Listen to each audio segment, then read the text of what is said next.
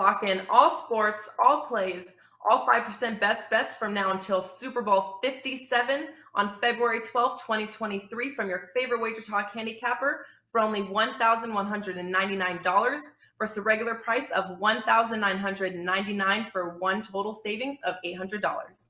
This limited time super discount comes out to less than $100 per month and only $3.28 per day. As an added bonus, your all access starts immediately, so the sooner you buy before Super Bowl 56, the more additional days you will get for free. Just go to wagertalk.com, choose your favorite handicapper to lock in, and don't forget there is no limit to the amount of handicappers you can redeem our Super Bowl to Super Bowl offer on.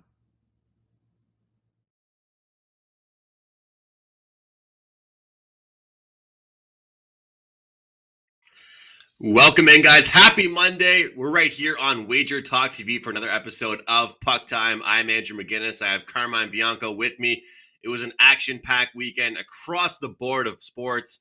Unfortunately, we're going to have to hear about Carmine mention a little bit about his Buffalo Bills and that crazy game we heard about the Bills. This obviously is a hockey show, though we will talk about some games. We have 4 games we're discussing. We've got the Kings and the Rangers, the Knights and the Capitals, the Hawks and the Avalanche, but last but not least, the Dallas Stars and the Philadelphia Flyers. Best bets at the end of the show as well, in a new segment we are debuting today here on the show. So I look forward to that.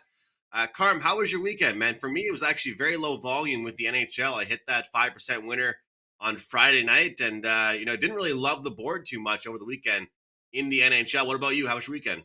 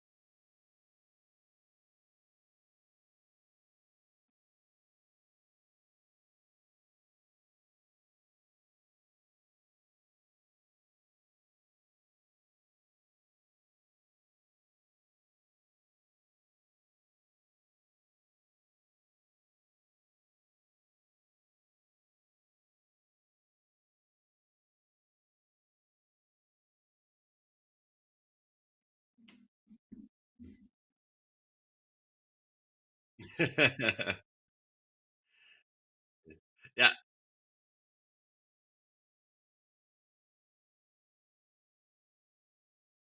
you do, and I appreciate that. We always have some good games to discuss, and hopefully Buster will be happy on tomorrow's show.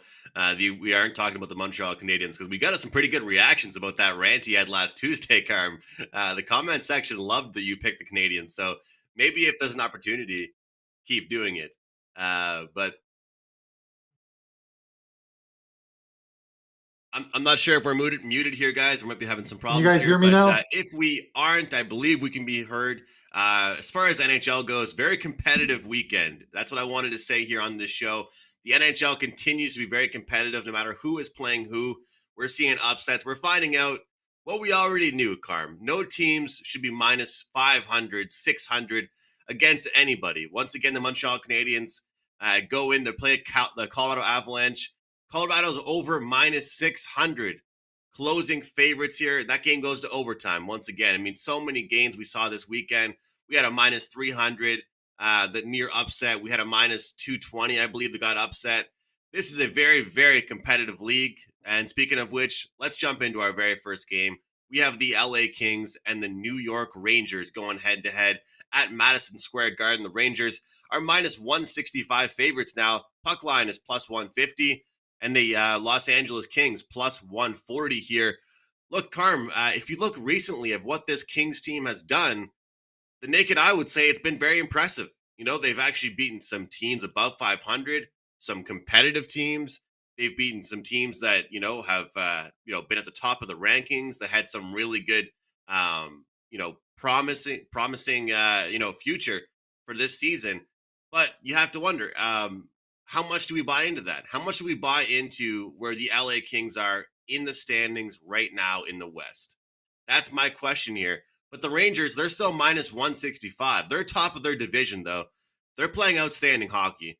They're scoring goals. And when Igor Shesterkin is in net, Carm, it's getting harder and harder to not take this Rangers team. It's unbelievable. The other day I went against on the show my best bet. This is on Friday. It was Carolina and New York, and I was hoping to get Shesterkin in net. Turned out it was Georgiev between the pipes, and Rangers just put up a bunch of goals. They win that one. No matter who they're playing right now, they're showing out. And obviously they're off a victory against the Arizona Coyotes where they scored 7. I know it's not the biggest deal in the world scoring 7 against Arizona, but they're finding a way to win no matter who it's against here. But I wanted to hear your thoughts on the LA Kings.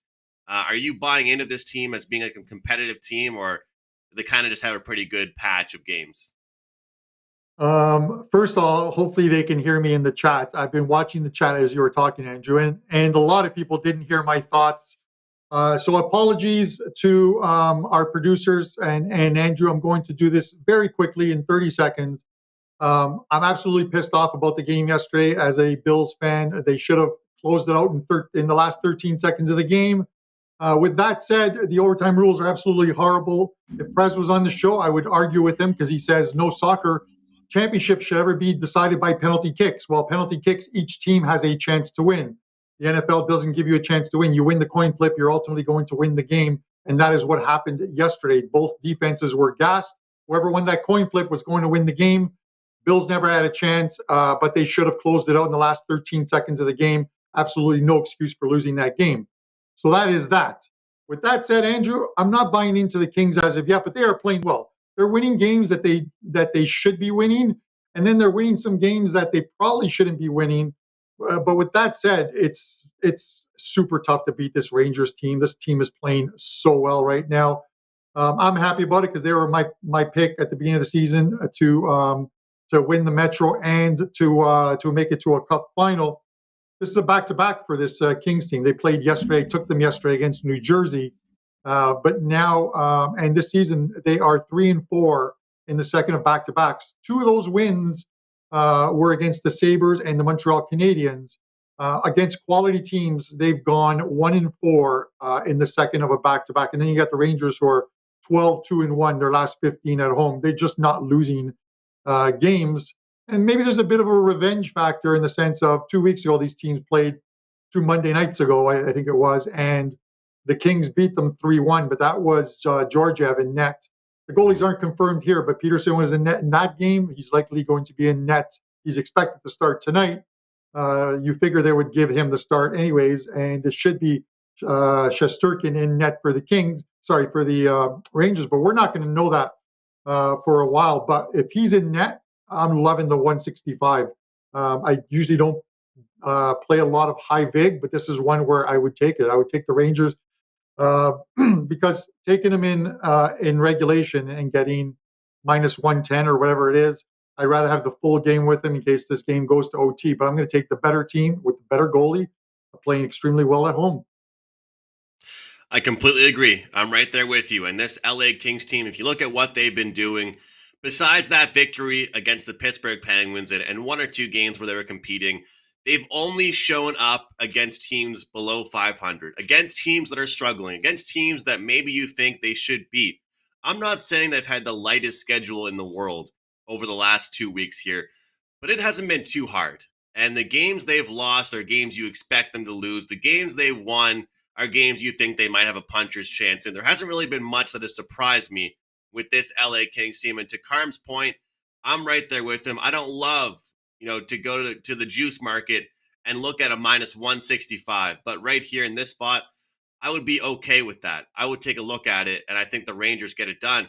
And that revenge factor, I always find that revenge factors, it doesn't matter if the game was like a few months ago, but if the game is like within the last 5 or 10 games, it does matter.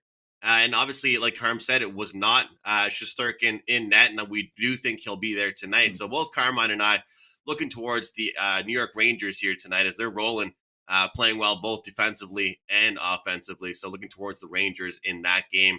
Game number 2 for us, we're going to talk about the Golden Knights and the Washington Capitals. Capitals minus 150 at home. Vegas Golden Knights plus 130. Total is at 6 in this game. Two teams exciting to watch in their respected conferences, Carm. Look forward to this game just from a viewing standpoint, but how do you feel about this one from a betting standpoint? Yeah, from a betting standpoint, this actually falls into a category where I would take the total. Normally, when you see a couple teams struggling, but they're quality teams, and Vegas and Washington are quality teams, they try and outscore their opponents to get out of that slump.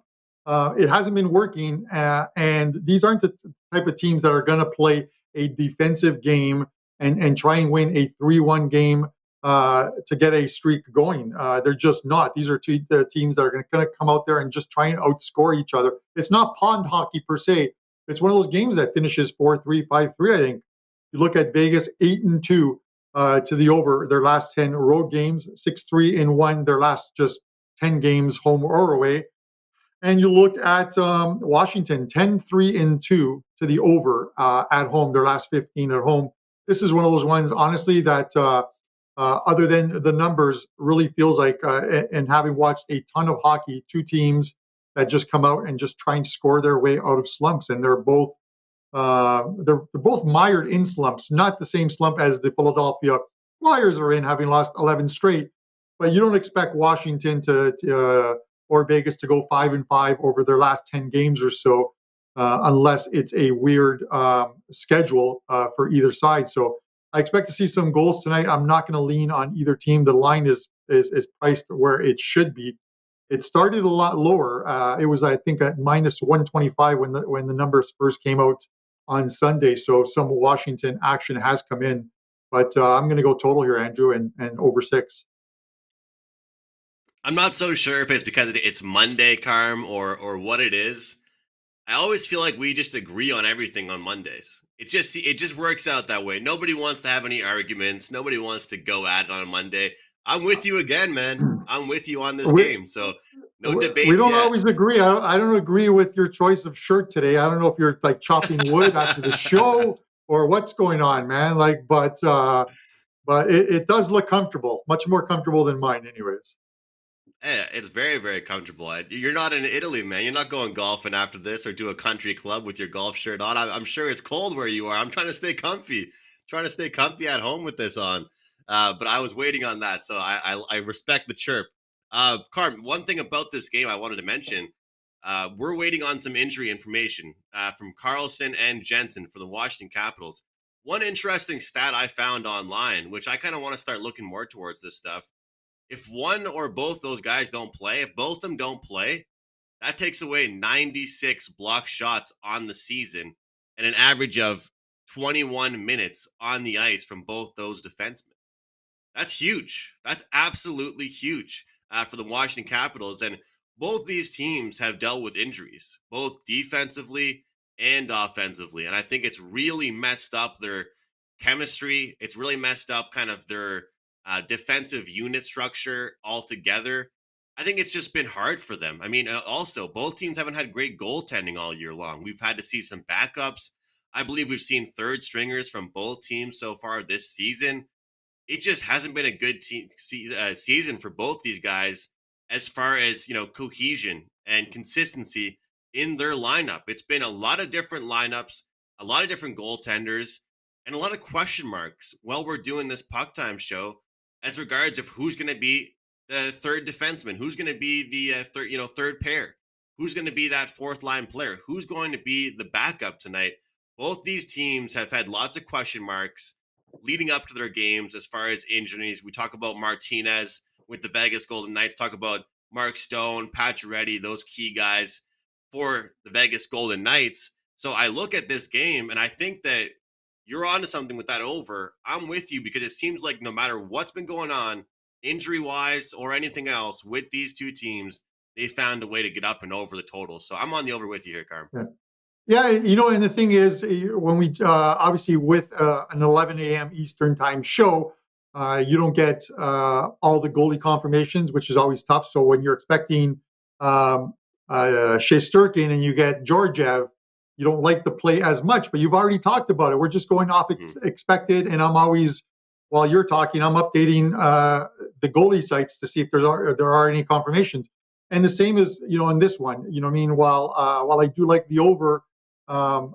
Just based on what I mentioned, you look at some of the players who could be missing, and then you start to wonder about it because the Vegas Golden Knights, if they don't have, obviously Pacioretty's out, Martinez is out, but if they don't have Stone, and they have Stone listed as will not play tonight on one of the sites, but I'm not sure if that is a given or not. But when these guys were out, Vegas struggled, but there were still some high-scoring games within that. So it doesn't mean that if Stone is missing, they have no one on that team that can score. It's just I wouldn't want to take Vegas with Stone out of the lineup, and that's probably why there's an uptick in the price overnight on the Capitals as well too, going from like 125 opener, I think it was, to minus 150-ish now. Definitely, and I think one thing that gets kind of underrated a little bit and not talked about enough is that these guys that are really good offensively, Carm, they also are good defensively. They back check. They have to be. They're out there so much, So when a team like the Leafs is missing Austin Matthews for a game, what do we all think? They're missing a guy that scores a goal a game, it seems like. He also back checks. He's also out there a lot, and a team like Vegas missing certain players like that, they not only are missing a key offensive player, people will be surprised to hear me say this, they're missing a key defensive forward as well, which definitely helps you with an over. If you have scoring depth, it can kind of help you, with an over there, and both teams getting involved. Our next game up here, let's talk about the Chicago Blackhawks and the Colorado Avalanche. I talked about big favorites at the start of this show. I hope you guys could hear me. The Colorado Avalanche are minus 315. It has become a common theme to see the Avalanche with massive, massive prices under them. We've got Chicago. They're plus 255 in this contest here. Carm, we talk about overs. We talk about teams to jump on the over train with.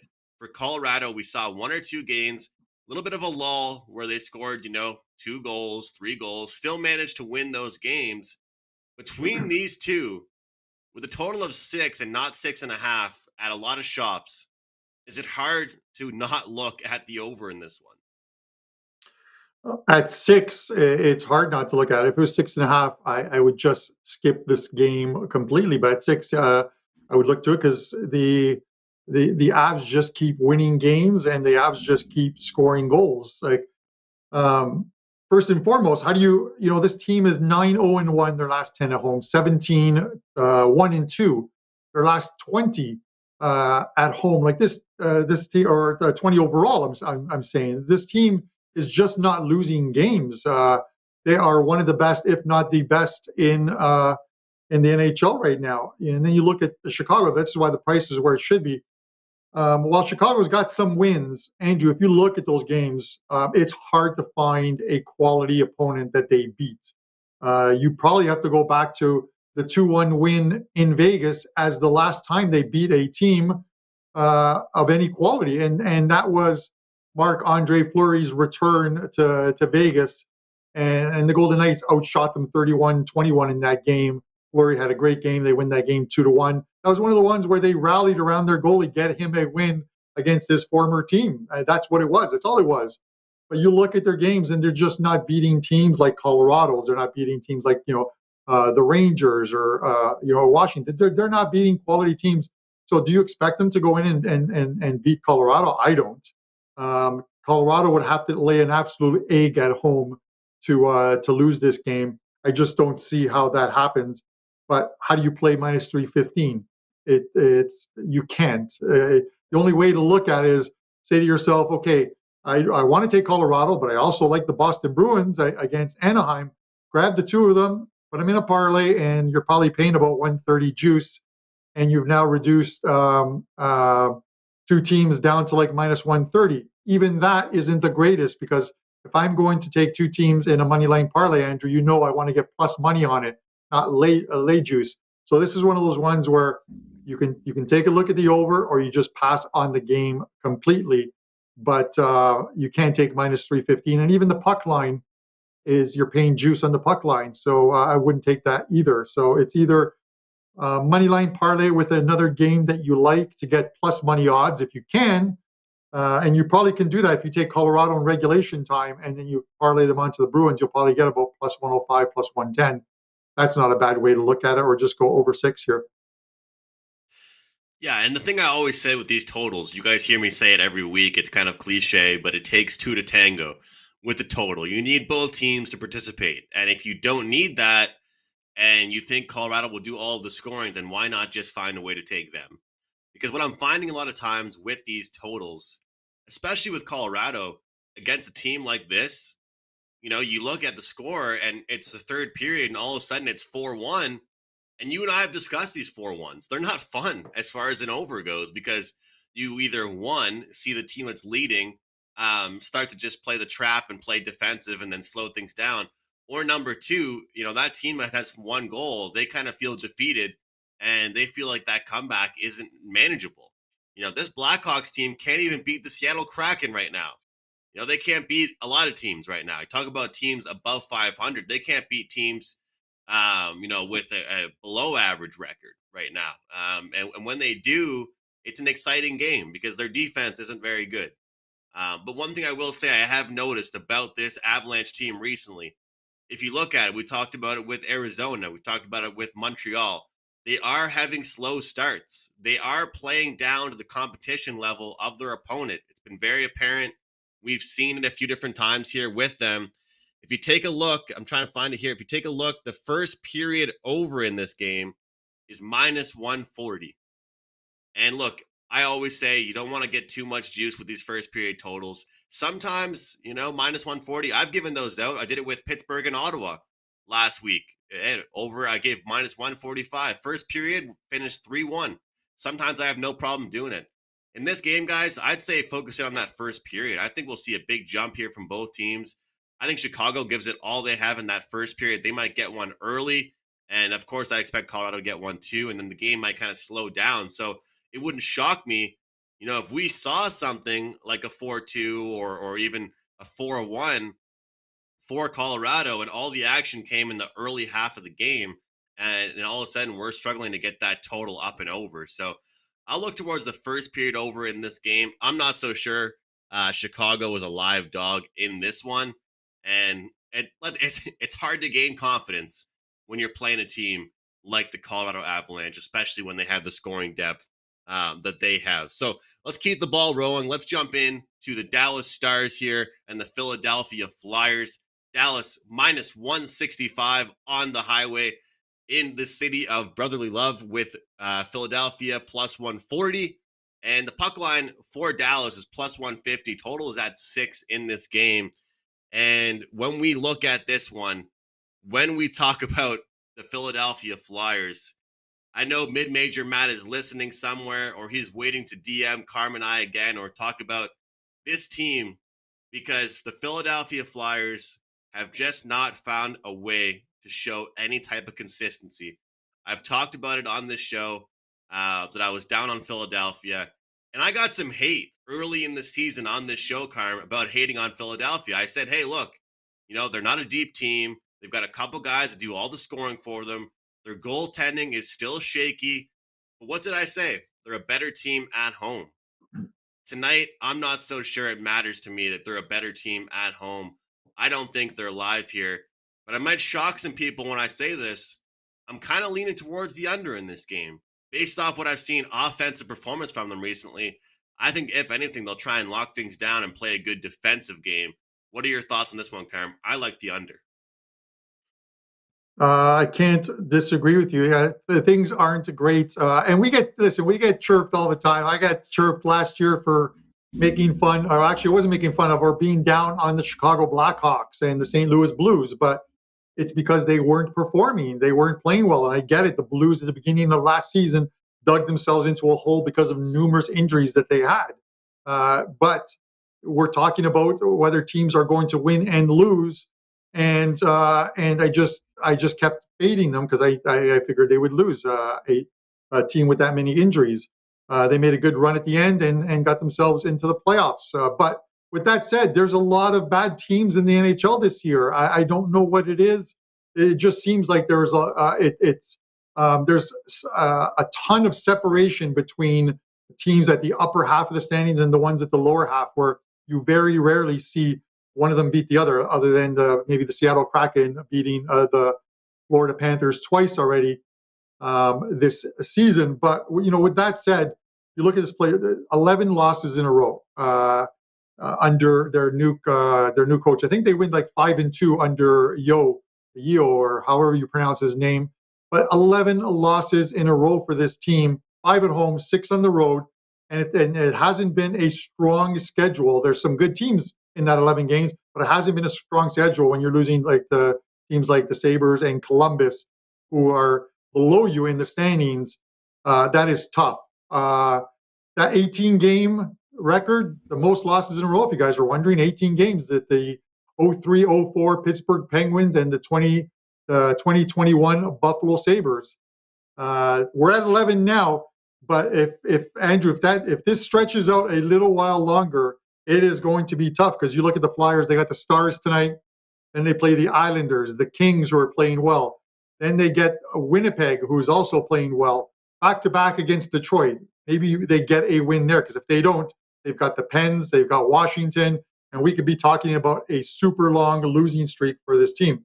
As far as tonight goes, I can only look at this one way, and I talked to you guys before about the Dallas Stars going on this road trip, and as bad as they were, I told you last week, as bad as they were on the road last in the West, they were going to start to win some games, and this was the road trip to do it. 4 games against the Sabres, against Detroit, against Philly tonight, and then they play tomorrow in New Jersey. So it's Dallas for me. I said that they would be a bye team on this road trip. I'm going to stick to it and take the Dallas Stars tonight. And since I mentioned the word bye, I think it's time for a new segment on the show.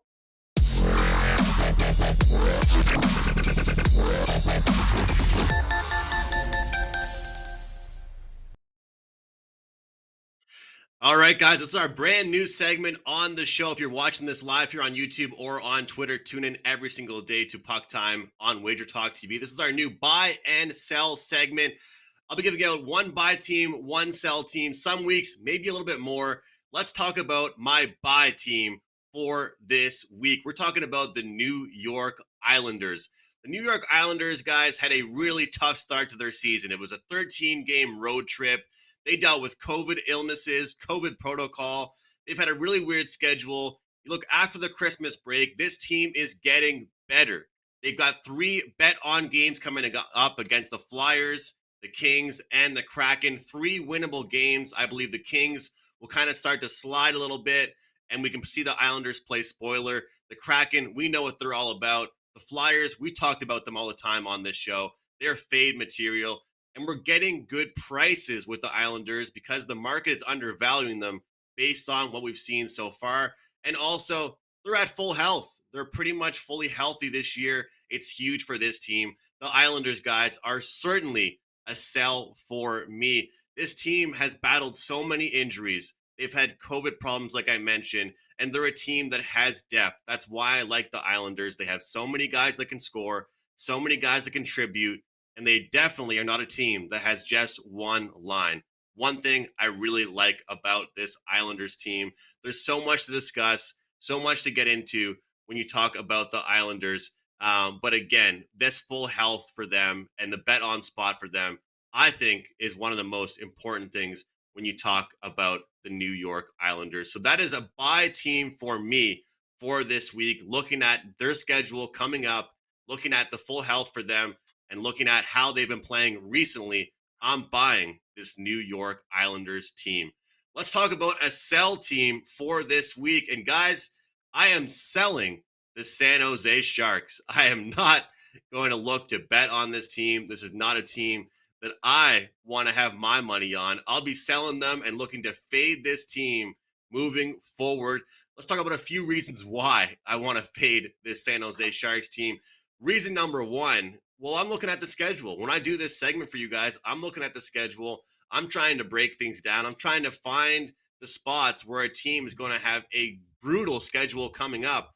And that's exactly what we're seeing with the San Jose Sharks. Look at the teams they're playing here, guys. They've got the Florida Panthers, the Carolina Hurricanes, the Tampa Bay Lightning, the Edmonton Oilers. Even though they're struggling, they're a talented team. They've got so many tough teams coming up. And the San Jose Sharks, look, guys, they've played well recently. They've had some games where they've performed. They've defeated some teams, though it was impressive. But for the most part, they consistently struggle against teams with a record above 500. And when you see the rough patch they have coming up, load up the puck lines, look at the regulations, get ready to sell this San Jose Sharks team. And number three, the lacking of scoring depth with this San Jose Sharks team, it's unbelievable. I mean, Timo Meier, what did he score? 4 goals? You can't have Timo Meier scoring 4 goals every night for you. You can't have your top line doing it all. You need to have scoring depth, especially when you're playing teams like the Florida Panthers, like the Tampa Bay Lightning. You cannot just rely on a few teams. So this week, guys, keep your eyes out. Make sure you are selling the San Jose Sharks, finding a way to fade that team. And we are buying the New York Islanders moving forward here on this show. So one buy team, one sell team to start off our brand new segment here on Puck Time. Bravo, Andrew. That was absolutely fantastic. It brought a tear to my eye when you said the New York Islanders as your buy team. It was fantastic. But with that said, for all the guys in the chat, I was letting them know why you were doing this. This is going to be Andrew's segment every Monday on the show. The teams will reset. So, if the two buy and sell teams, don't look at next week's schedule and think that it applies to next week. He's looked at this week's schedule and where it applies to on the bet on and bet against the teams. Fantastic segment, and we look forward to another one next Monday, Andrew. Carm, let's jump into best bets. Our games are over for today, at least, that we're going to discuss a few promotional things to jump into. And I'll lead you with this. I believe you do have a big play up today for $9 Monday. Yeah, it is up now at WagerTalk. I'm going to have a really super good deal inside the analysis section. So if you've already bought it, give it about 30 minutes after this live show is over, and everything will be in there, along with the analysis, line parameters, and a special deal. That deal at WagerTalk. Also, the Super Bowl deal, 1 year all access. That's a fantastic deal. I say you take advantage of it with yours truly, because I'm going to have a monster 2022 year. I don't care what anybody says, Andrew. It is going to be a great year. With that said, let's get into the best bet segment. I'm going to go back to the last game that we discussed, Philly and Dallas. I obviously had a 5% play on Dallas against the Buffalo Sabres. They got that done. I bet them again against Detroit. I'm going to bet them again tonight against Philadelphia. Hopefully with the same result and not a sweat. 2-5-4 games. I'm going to look them to beat this Philadelphia team until Philly wins a game. And they're like minus 39 goal differential right now. They're just not playing well. At some point, they're going to win. I hope it's not tonight. So I'm going to take Dallas minus 140 to win this game tonight as your show best bet. Andrew? All right, the Dallas Stars show best bet for Carmine Bianco. And Carm, you're being way too subtle. Make sure you guys go to Carm's page. He has a big play up in hockey today. It's just $9. He's been rolling in the new year here in hockey. So, Carm, you kind of just skipped through that. Guys, go to his page, pause the video right now, grab Carm's big play on the ice tonight. It's only $9. It's a best bet tonight. 5% play, I do believe, in the NHL. For me, guys, I've got a couple plays today. So it's going to be a package up every single NHL play I release, prop, sides, and totals for just $9. Looking towards some plays here on the hard court as well. But for right now, we're just involved on the ice. As far as best bet material for me, well, I'm going over with the St. Louis Blues and the Calgary Flames.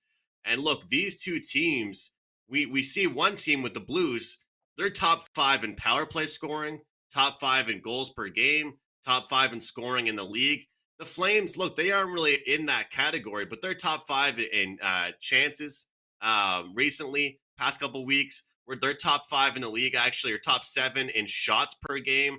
So they create a lot of chances. But most importantly, where has the defense gone for the Calgary Flames? I haven't seen any defensive presence from this team, and their coach Sutter, it's all he preaches is good defense. I have not seen that out of them. They've allowed 4 goals, 6 goals, 5 goals in some of their recent games. With the Blues coming to town, that's not good for the Calgary Flames. Give me the over 5.5 with the Blues and the Flames. To recap, Carmine is on Dallas on the money line.